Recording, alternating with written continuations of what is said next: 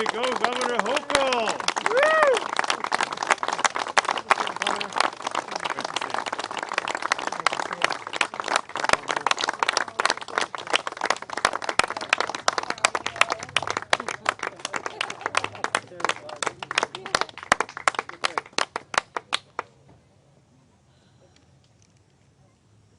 There's no place like home.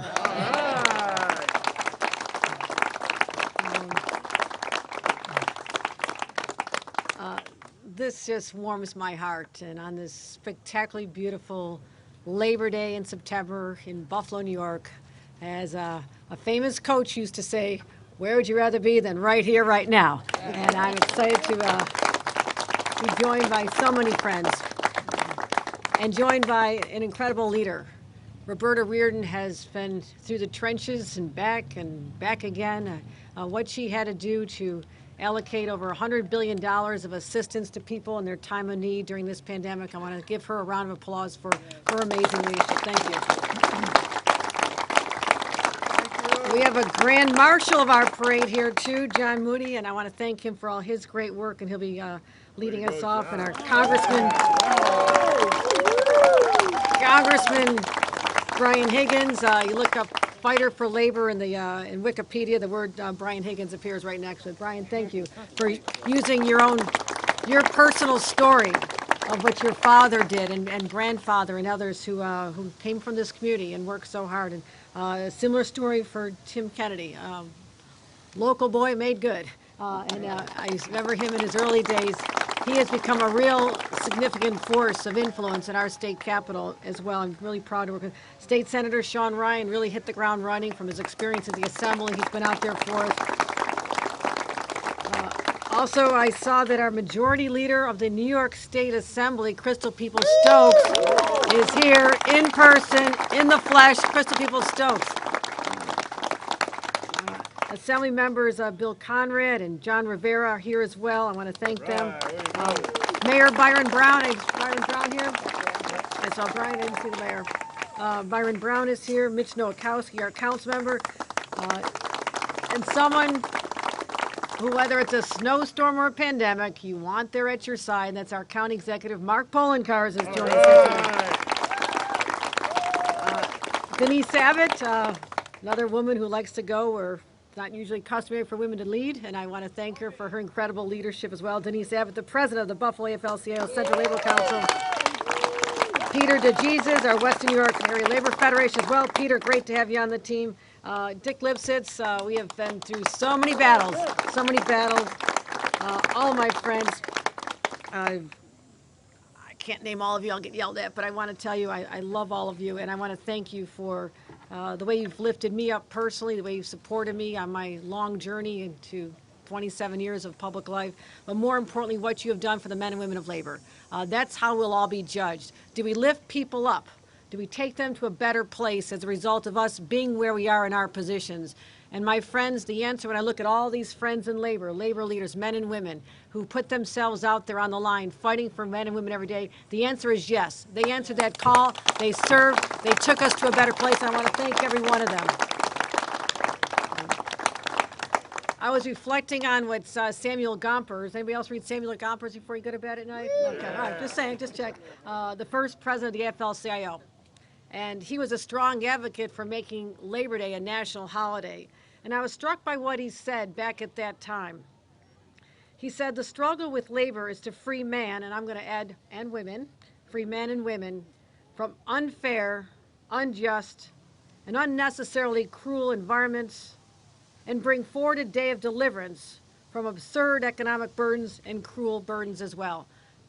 Doesn't that resonate today too? Isn't that what we're all about? Isn't that why we gather here, to celebrate what the accomplishments, but also know that our work is unfinished? So Samuel, you hit it right back then, and we're going to continue to live those words here today. That's right. I want to make sure that all of you know my commitment to labor is unwavering. This is the neighborhood where my grandfather had started life in this country after leaving great poverty in Ireland, and he didn't come alone.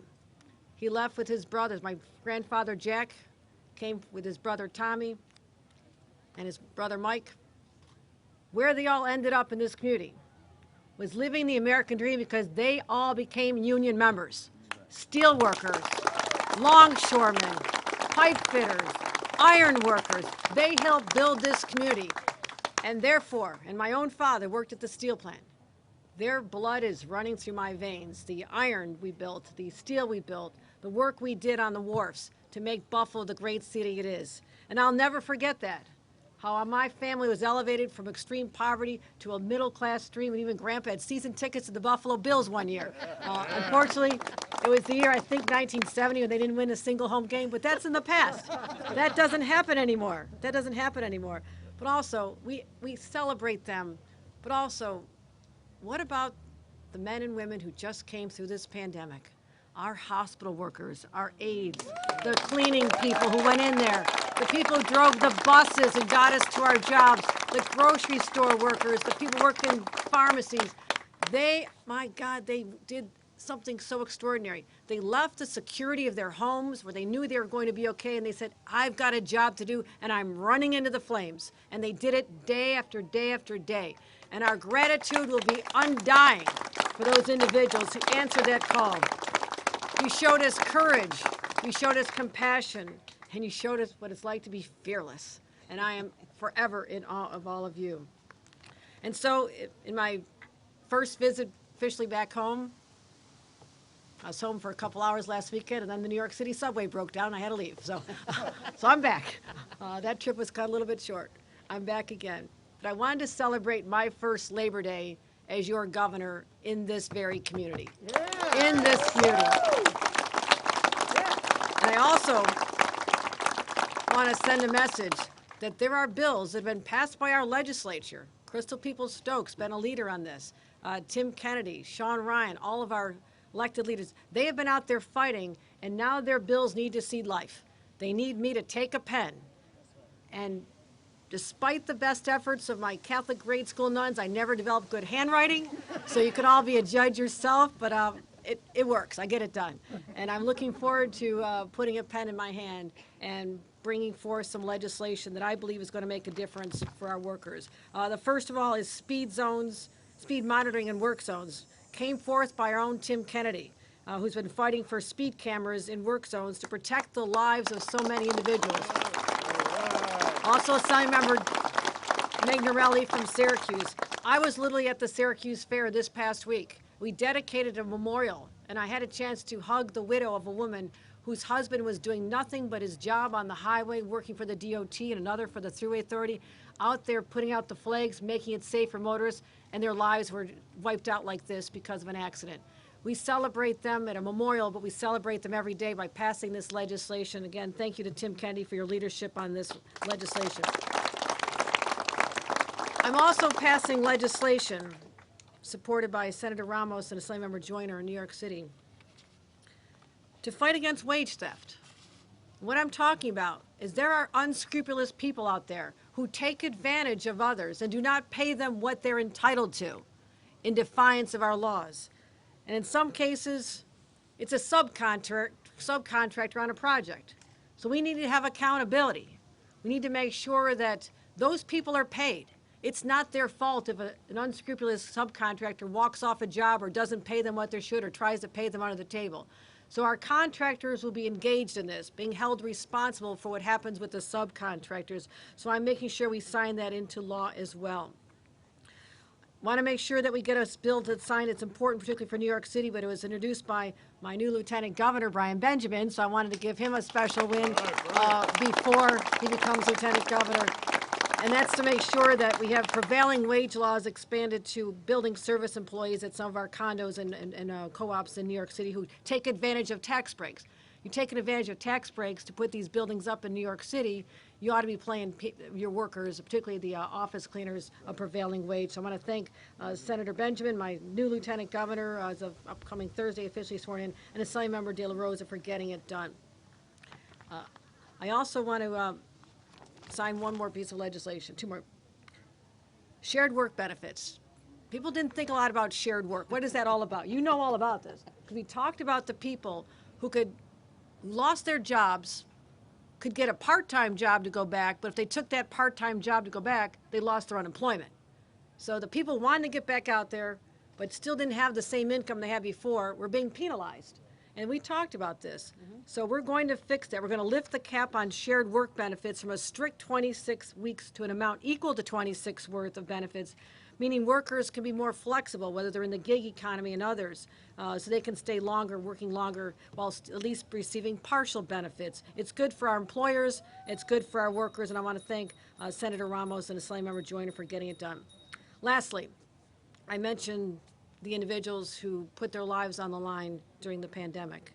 This year, the legislature, and it was signed last May, they passed historic legislation known as the New York HERO Act, and that requires workplace safety and health precautions in response to infectious disease outbreaks. Thank you, Department of Labor, Roberta Reardon, our Department of Health. They developed the new standards, but they'd only take effect when the Commission of Health triggers it. I've talked to the Commissioner of Health. I say, let's get it done. Back when this was signed, we all had this vision that the pandemic would be behind us. That didn't happen. That didn't happen. This pandemic, particularly the Delta variant, is continuing to rage. It's creating unsafe conditions in some workplaces, and if we want to get people back to work and get our kids back in schools, we need to have standards that not just are on law, but are actually enforced. And that's the action I'm going to take here today by signing this directive of the Commissioner of Health to make sure that the New York HERO Act, which has been talked about for a long time, but we're finally going to make it become a reality right now. I also did neglect to mention Assembly Member John Rivera is here as well. Did I mention you, John? John, sorry. I'm not going to forget John Rivera when I come to his hometown. Thank you, my friends. It is so heartwarming to be here once again, to see you in person, to know that I'm a Buffalo girl through and through, and I'm taking those values and sharing them with others to know we know what hard work is all about. We know what it's like to sacrifice. We know what it's like to build the American dream because of labor unions. And this is the most unionized part of the most unionized state in America. So where else would you rather be, Marv Levy? You'd rather be right here, right now. Thank you, my friends. Happy Labor Day.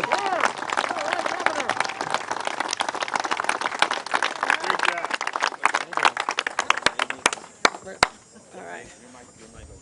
All right. Thank you so much.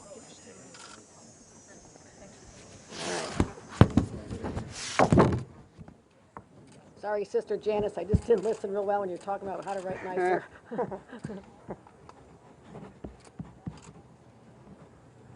We'll line these up and give them to our labor leaders. Labor leaders? Thank you. There you go.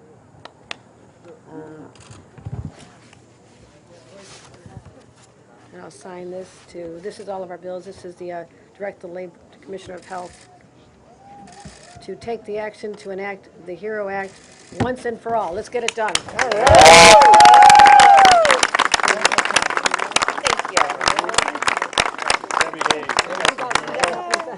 Please, thank you. If there's any act, I'll give them.